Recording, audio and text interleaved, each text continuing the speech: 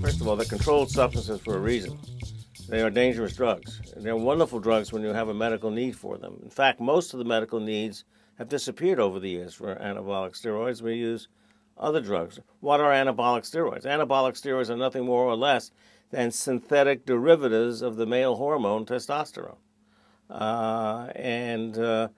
The molecules have been modified for a variety of reasons, which you can get into, but fundamentally, they're all variations of the testosterone molecule, and we have a surge in that in puberty, and then it levels off. But people have taken anabolic steroids to try to become more than they otherwise would be. So they're looking for increased strength, improved recovery time, more aggressiveness and assertiveness, more acceleration. It does work. It can't just take the anabolic steroid, go to sleep, and wake up stronger. You do have to work out. You have to put your muscles under stress and resistive exercises. You have to be on a high-protein diet. And there was a big debate for many years. The American Medical Association for years said it did nothing.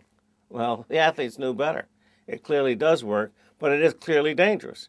And the side effects can be in the short term, the long term. Some are predictable, some are not predictable. Some involve the secondary sex characteristics. Some have effects on other parts of the body.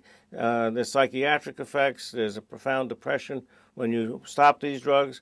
We can talk about that later as well. But and for teenagers, there's a particular concern in that they will close their growth centers and their long bones, so they never achieve their genetically determined height. They wind up permanently shorter than they would have been otherwise. And for teenagers, very importantly, as well as other abuses, severe acne comes as part of the package as well.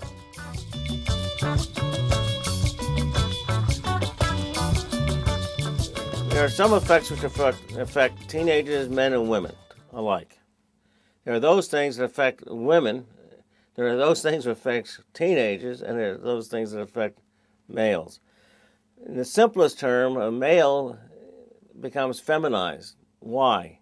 Because in the body, testosterone is transformed into the female hormone estrogen. And so you'll see a high-pitched voice, development of breasts, shrinkage of their testicles, change in their hair patterns.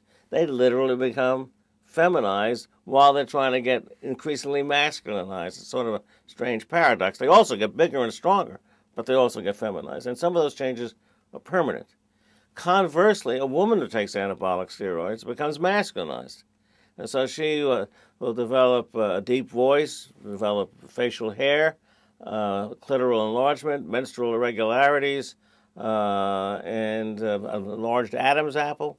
So they very much become in the direction of a male. And as far as teenagers are concerned, the thing that's unique to them, of course, is the growth centers and the fact that they never reach their full genetic potential if they take these things long enough. So each segment of the population has its unique consequences from abusing anabolic steroids.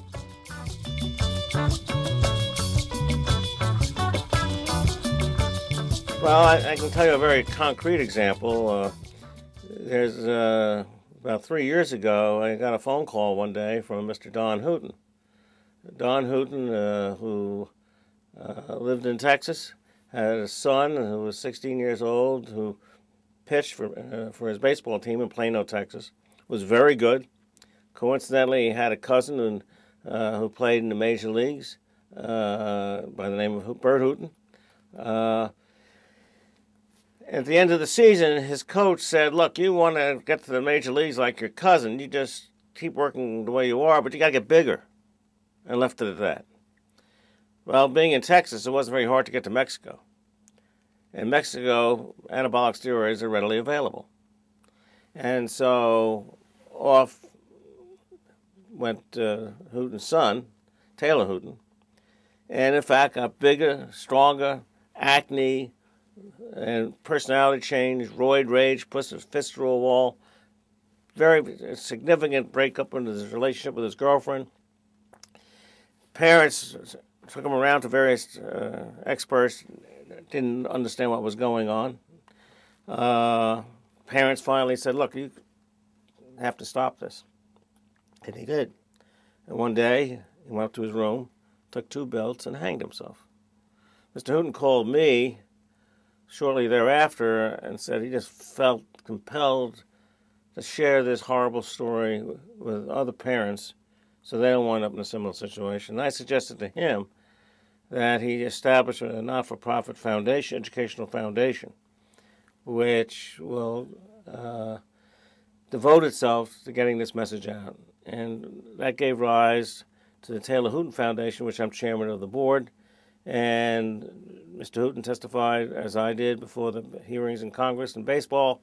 And at the Mitchell report, he met with Senator Mitchell, met with the leadership in many aspects of this field.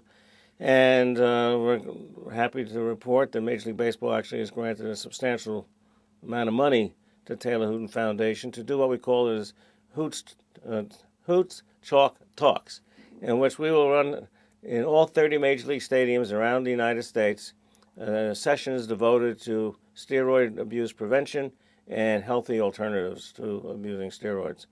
So it's a long way of saying that there was a very significant price to pay in this. And, we heard about the wrestling case of the wrestler who not only committed suicide, killed his wife and young child.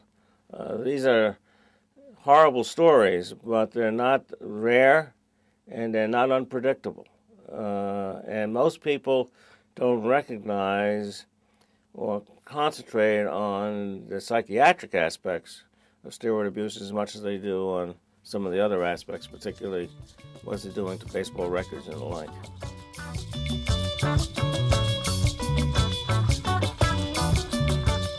One of the concerns we have for parents is to recognize that a teenager has an increase in their own testosterone.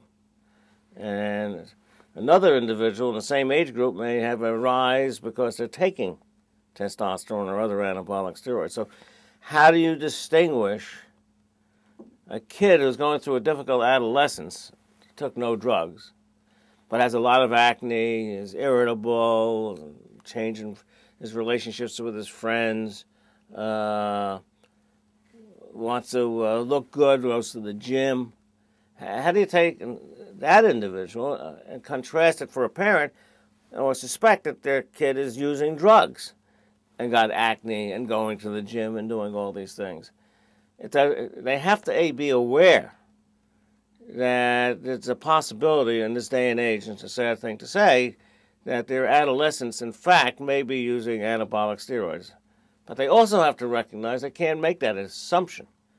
It may be that the kid already is going through a difficult adolescence. Imagine how bad it can be if suddenly your parents are questioning you and your behaviors. So, if in doubt, you have to seek a solution with your physician and share that information with your physician. And then there are ways to evaluate which of the two is at play here. But, for the average teenager, it may be not so obvious whether this is natural or whether this is drug-induced.